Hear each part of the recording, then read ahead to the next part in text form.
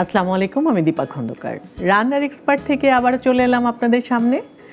মজার মজার সব রেসিপি নিয়ে আবারও আপনাদের সামনে এসেছি। আজকে আমার সাথে আছেন শেফ আনিশা। আনিশা, কেমন আছেন? আমি খুব ভালো আছি আপু, আপনি ভালো আছেন? আমি খুব ভালো আছি। আপনাকে পেয়ে আমার খুব ভালো লাগছে। নিশ্চয়ই আপনি অনেক মজার কোনো রেসিপি আমাদের দর্শকদের জন্য করবেন। চেষ্টা করব যাতে দর্শকদের ভালো লাগে এমন কিছু রেসিপি দেখাতে। আর যেহেতু সামার, এই কারণে আমি আজকে একটু লাইট রিফ্রেশিং কিছু রেসিপি নিয়ে এসেছি। কি বানাবেন? প্রথমে আমি বানাবো হচ্ছে গন্ধরাজ চিকেন। এটা আমি ইন্ডিশ হিসেবে আমরা খেতে পারি। আরেকটা করব হচ্ছে অ্যাপেটাইজার, সেটা হচ্ছে ওয়াটারমেলন চাট ক্যানাপি। গন্ধরাজ চিকেন শুনে আমার ইন্টারেস্টটা বেড়ে গেল, কারণ ফুলের নামে নাম। এটা কি ফুলের কিছু দিবেন নাকি ওটাতে? না, গন্ধরাজ লেবু আমরা বলি না যে গন্ধরাজ লেবু, তো ওটার ফ্লেভারটা দিয়ে হচ্ছে চিকেনটা রান্না করব। তার মানে তো খুবই রিফ্রেশিং এবং মজার হবে। ঠিক আছে, আপনি চলে আসেন এখানে। ঠিক আছে, শুরু করি আমরা। হ্যাঁ, আমি প্রথমে আগে একটু চিকেনটা ম্যারিনেট করব। ঠিক আছে, তো আমি একটু চামচ নিচ্ছি। আমার এখানে হাফ কেজি মুরগির মাংস আছে। আমরা এখানে বোন সহ নিয়েছি, কেউ চাইলে বোনলেস চিকেনও ইউজ করতে পারি। তারপর হচ্ছে আমি এখানে টক দই দিব। টক দইটা আমি এখানে 3 টেবিল চামচের মতো দিচ্ছি।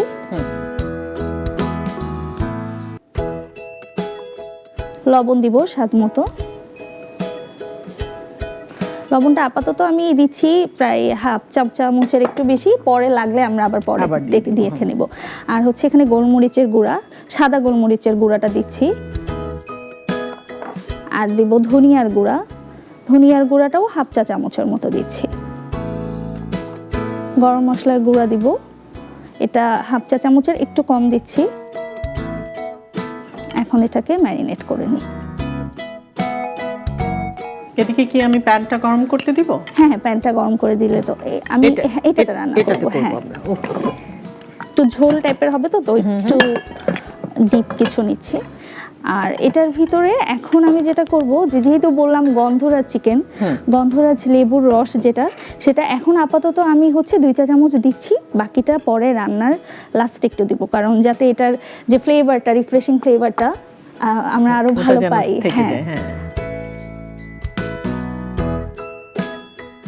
আমি হচ্ছে সয়াবিন তেল ইউজ করছি। এটার ভিতরে আমরা কিন্তু চেষ্টা করব যে একটু মানে যেমন সরিষার তেল ইউজ করা যাবে না, কারণ যেহেতু মানে স্মেলটা চেঞ্জ হয়ে যাবে। লেবুর স্মেলটা, সরিষার তেল অনেক স্ট্রং একটা ফ্লেভার তো। আর হচ্ছে এখন তেল গরম হলে আমি হচ্ছে আস্তা কিছু গরম মশলা, এখানে যেমন একটা দারচিনি, কিছু তেজপাতা, এলাচ দিচ্ছি 3টা, লবঙ্গ, সবই আমরা গরম মশলাগুলো দিয়ে দিচ্ছি। এটা জাস্ট হালকা একটু কিছুক্ষণ ভেজে নিই।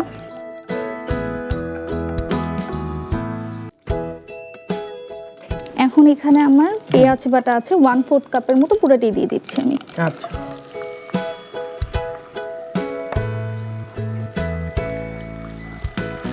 আদা বাটা আমি দিব 1 চা চামচ। রসুন বাটাও আমি 1 চা চামচের মতো দিচ্ছি।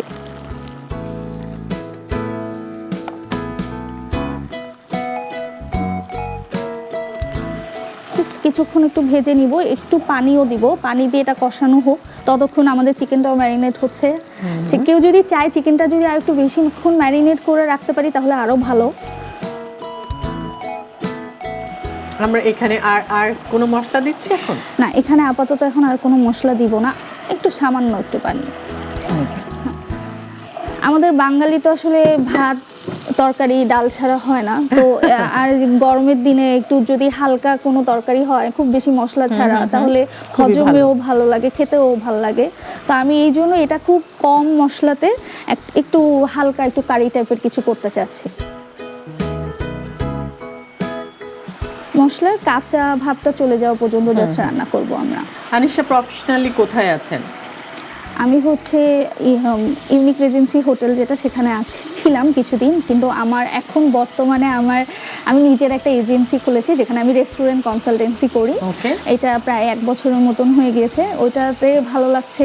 মানে দেখা যায় এতদিন ছিল কি যে শেফ একটা নির্দিষ্ট একটা প্রতিষ্ঠানে কাজ করতাম, এখন একটু ফ্রিডম আছে। হ্যাঁ, এখন দেখা যায় যে অনেকগুলো ইনস্টিটিউট, রেস্টুরেন্ট রান্নাটাকে একদম শুরু থেকে একটা সাকসেসের পর্যায়ে নিয়ে যাওয়া, এটা খুবই ইন্টারেস্টিং লাগছে আমার কাছে।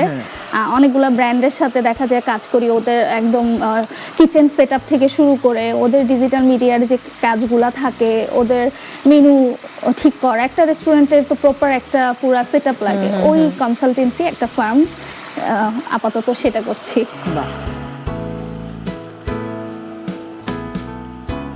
মশলাটা আমাদের কষানো হয়ে গিয়েছে, আমি এখন চিকেনটা দিয়ে দিচ্ছি এর ভিতর।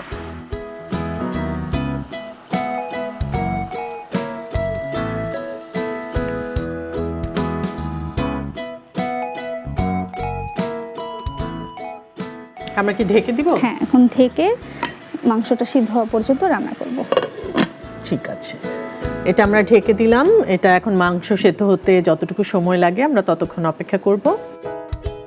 পানিটা বের হয়ে গিয়েছে, তো আমি একটু পানি দিব এক্সট্রা। আচ্ছা, তাহলে এটা আগে আমরা একটু দেখি। হ্যাঁ, মুরগি পানিটা ছেড়ে দিয়েছে, এখন বাকিটা সিদ্ধ হতে যতটুকু পানি লাগে আমরা একটু পানি দিই। এটা কি আমরা গ্রেভি টাইপের করব? হ্যাঁ, হালকা একটা পাতলা ঝোল টাইপের হবে। ওকে।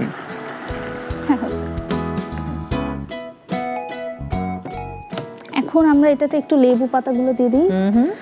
লেবু পাতাটা হচ্ছে এখন জাস্ট একটা দুইটা দিচ্ছি, বাকিটা আবার পরে দিব। এখানে আমার ওই গন্ধরাজ লেবুর যে খোসাটা সেটা কুচি করে রাখা আছে, আর কয়েকটা কাঁচামরিচ দিব। বাকি এখন আগে একটু সিদ্ধ হোক। আনিশা, জানছিলাম আপনার শেফ, আপনি যেখানে কাজ করতেন সেখান থেকে আপনি বললেন আপনি শিফট করেছেন, এখন অ্যাডভাইজার হিসেবে আছেন। তো এই যে শেফ হওয়ার যে ইচ্ছাটা, এটা কত বয়স থেকে শুরু হয়েছিল? হ্যাঁ, এটা না আমার ইউনিভার্সিটি লাইফ থেকে মেইনলি আসছে। মানে থাকে না যে আমার হচ্ছে কলেজ থেকে, স্কুল কলেজ থেকে আম্মুকে যখন দেখতাম রান্না বান্না করতে, আমার খুব ইচ্ছা করতো রান্না বান্না নিয়ে করতে, পড়াশোনা করতে। কিন্তু ওই সময় আসলে কিন্তু আমাদের সোসাইটিতে রান্না রিলেটেড পড়া এগুলো খুব বেশি, আর আম্মুর খুব ইচ্ছা ছিল আম্মুর ডাক্তার ইঞ্জিনিয়ার হতে হবে। তো আমি ইঞ্জিনিয়ারিংয়ে ভর্তি হয়েছিলাম ঠিকই, কিন্তু আমার ওই ইউনিভার্সিটি লাইফ থেকে রান্না বান্নার প্রতি ইন্টারেস্ট থেকে তখন দেখা যেত যে ছোটখাটো কাজ করা শুরু করি। আমি একটা বিজনেস শুরু করেছিলাম ইউনিভার্সিটিতে থাকতেই, একটা ছোটখাটো বেকারির পেজ দিয়ে প্রথম শুরু করি। আচ্ছা আচ্ছা। তো ওখান থেকে আসলে জার্নিটা শুরু হয়। এরপরে তারপর 2021-এ আমি একটা রিয়েলিটি শোতে পার্টিসিপেট করি। তো ওখানে যখন আমি টপ 4-এ ছিলাম, হ্যাঁ, তো তখন আর কি আম্মুর তরফ থেকেও একটা সাপোর্ট আসে যে না, আচ্ছা ও করতে চাচ্ছে করুক, ও পড়াশোনার পাশাপাশি যদি এটা করতে চায় করতে পারে। তো এরপর আসলে এখন মানে একদম ফুললি এটার দিকে চলে এসেছি। আপনি বলছিলেন যে আপনি ইঞ্জিনিয়ারিং এ ভর্তি হয়েছিলেন, সেটা কমপ্লিট? হ্যাঁ, কমপ্লিট করেছি। সেটাও কমপ্লিট করেছেন। আসলে মানে আপনার লাইফটা কিন্তু তাহলে দেখা যায় যে যে কোনো মানুষের জন্য অনেক ইন্সপায়ারিং, কারণ হচ্ছে সে একটা বড় মানে যেটা আমাদের দেশে ডিমান্ডেবল একটা জায়গা, আমরা বলি ডাক্তার ইঞ্জিনিয়ার, বাবা মা সবসময় এরকম স্বপ্ন দেখে, সেখানে আপনি চান্স পেয়েছেন, মানে হচ্ছে আপনি যথেষ্ট ব্রাইট ছিলেন। বা তারপরে আপনি যখন আপনার পছন্দের কাজটা আপনার করতে ইচ্ছে করলো, সেখানেও আপনি কিন্তু যখন এলেন সেটাও আপনি সাকসেসফুলি করছেন। আপনি বলছিলেন যে কোন রিয়েলিটি শোতে আপনি ফোর্থ হয়েছিলেন। সো এটাও অনেক বড় একটা ব্যাপার, মানে আমার পছন্দের কাজটা করছি সেটাও আমি ভালো করছি। তো এখন বাবা মা বলে কিনা যে যেহেতু তুমি ইঞ্জিনিয়ার, সো তুমি তোমার ওই প্রফেশনে থাকো? দুই সাইড ব্যালেন্স করছি, কারণ আম্মু আব্বুর আমি কিন্তু জবও করি। আমি হচ্ছে একটা ডিজাইনার ইঞ্জিনিয়ার হিসেবে একটা এইচবেক কোম্পানিতে আছি। তো আমার এই কারণেই আসলে ওই যে বললাম না হোটেলের জবটা ছাড়তে হয়েছে কেন, কারণ নিজের যখন একটা কিছু শুরু করবো ওটা একটা ইন্ডিপেন্ডেন্ট ভাবে আমি কাজটা করতে পারি। তো আমার যাতে দুই সাইডই খুশি থাকে, আমি নিজের প্যাশনটাও ছেড়ে দেইনি, আম্মু আব্বু এখন দেখতেছে যে না, ও যদি দুইটা ম্যানেজ করতে পারে কোনো সমস্যা নেই। তো আমি আসলে এটা একটা মানুষকে বলবো যে মানুষ থাকে না যে দুইটার ভিতর একটা চুজ করতে হবে, কেন তুমি যদি দুইটা করতে পারো দুইটাই করো, দরকার নাই যে কোনো একটা চুজ করা। সেক্ষেত্রে আসলে অ্যাক্টিভ থাকতে হবে, কর্মঠ হতে হবে। যে আমি শুধু শুয়ে শুয়ে আসলে স্বপ্ন দেখলাম যে আমি আমার লাইফে এটা করতে চাই না, ওটা করতে চাই, বাট কোথাও আমি এফর্ট দিচ্ছি না, তাহলে তো হবে না। সো কেউ যদি করতে পারে করা উচিত। থ্যাংক ইউ সো মাচ আপনাকে, মানে ভেরি ওয়েল ডান যে আপনি এত সুন্দর করে সবকিছু করছেন, অনেক ভালো লাগলো। আমাদের চিকেনটাও বোধহয় অলমোস্ট হয়ে গেছে। হ্যাঁ, আমি একটু দেখি। হ্যাঁ,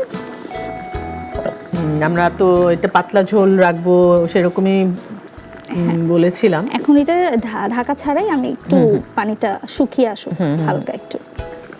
আর কিছু কি দেয়ার আছে আমাদের? আমি হচ্ছে এখানে একটু চিনি দিব। চিনিটা কেন দিব, যেহেতু আমি হচ্ছে লেবু টক রস দই দিয়েছি, লেবু দিয়েছি, লেবু রস দিয়েছি, টেস্টটা ব্যালেন্স করার জন্য একটু 1 চা চামচের মতো চিনি দিচ্ছি। তারপর হচ্ছে গরম মশলা গুঁড়ো আমি আগে দিয়েছিলাম, কিন্তু এখন আমি আরেকটু দিব।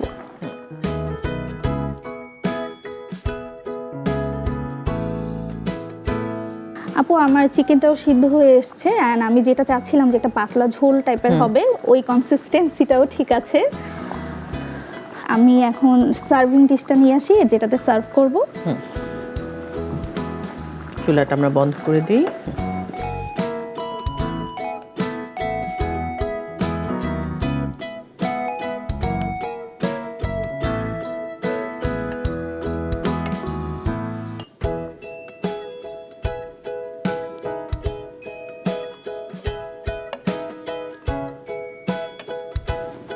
এখন আমি একটু গার্নিশের জন্য উপরে ধনেপাতা কুচি দিচ্ছি, আর লেবুর যেই খোসাটা ছিল ওটা একটু কুচি করা উপর দিয়ে দিচ্ছি।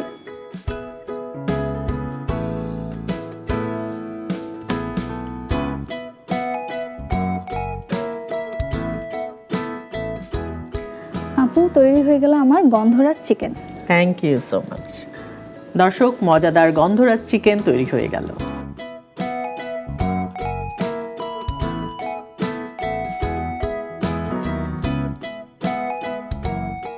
আনিশা, আপনি বলছিলেন আপনি আরো একটা রেসিপি করবেন, সেটা কি? আমি এখন করে দেখাবো ওয়াটারমেলন চাট ক্যানাপি। জি, বলছিলেন তরমুজ দিয়ে একটা অ্যাপেটাইজার টাইপের। তো ওয়াটারমেলন চাট ক্যানাপি, যেহেতু গরমের দিন, তো আমি চেষ্টা করলাম যে এমন কিছু একটা রিফ্রেশিং কিছু তরমুজ যেহেতু এখন পাওয়া যাচ্ছে। প্রথমে আমি যেই মিশ্রণটা তরমুজের উপরে দিব ওটা রেডি করি। এখানে আমার হচ্ছে কাবুলি ছোলা সিদ্ধ করে আমি একটু ম্যাশ করে নিয়েছি। হ্যাঁ, এটা দিয়ে দিচ্ছি। তারপরে এখানে হচ্ছে আমি দুধের ছানা সেটা দিচ্ছি। কেউ যদি চায় আমরা এখানে ফেটা চিজও দিতে পারি, অথবা পছন্দ মতন আমরা চিজ ইউজ করতে পারি। তারপর আমার হচ্ছে এখানে শসা একদম কুচি করে কাটা, কিউব করে যেটা বলে, একদম মিন্সড করে, মানে যত ছোট পসিবল ওরকমভাবে কাটতে হবে। আর হচ্ছে এখানে আমি পেঁয়াজটাও দিয়ে দিচ্ছি। কেউ চাইলে এখানে আমরা হচ্ছে আরো কিছু তরমুজের সাথে পেঁয়াজ জিনিসটা যায়। হ্যাঁ যায়, আমরা যদি চাই আমরা এখানে ক্যাপসিকামও দিতে পারি, টমেটোস দিতে পারি। তারপর আমি হচ্ছে এখানে লবণ দিব। লবণটা এখানে স্বাদ মতো দিচ্ছি।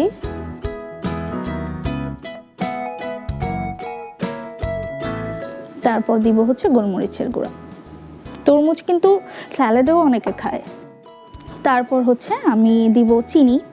চিনিটা আমি এখানে 1/2 চা চামচের মতোই দিয়েছি। আর লেবুর রসটা দিব।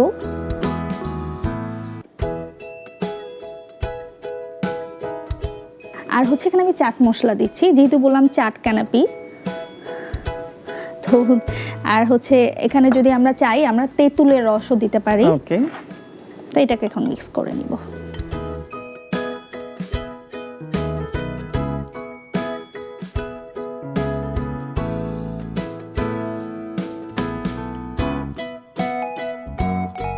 এখানে আপু এখন আমি একটু টক দইও দিব।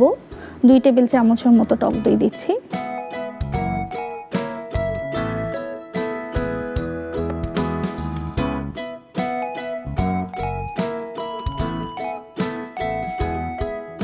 আমার মিশানো হয়ে গিয়েছে, এখন আমি এটাকে জাস্ট সার্ভ করব। এখন আমি এটা এখানে রাখি আর সার্ভিং ডিশটা নিয়ে আসছি।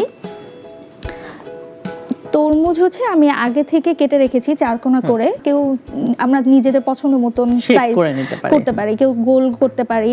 তো আমি এগুলা এখানে বসিয়ে দিচ্ছি। আমার হাত কিন্তু আগে থেকে ওয়াশ করা।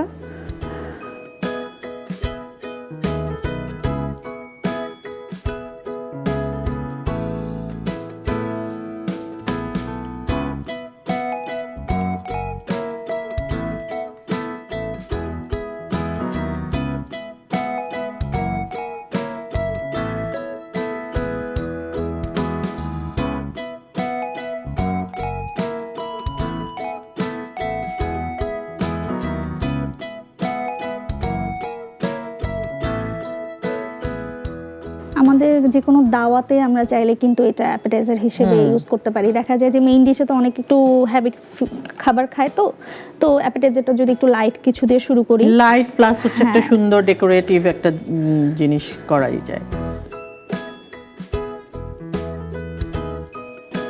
এখন জাস্ট আমি উপরে একটু পুদিনা পাতা দিয়ে গার্নিশ করে দিচ্ছি।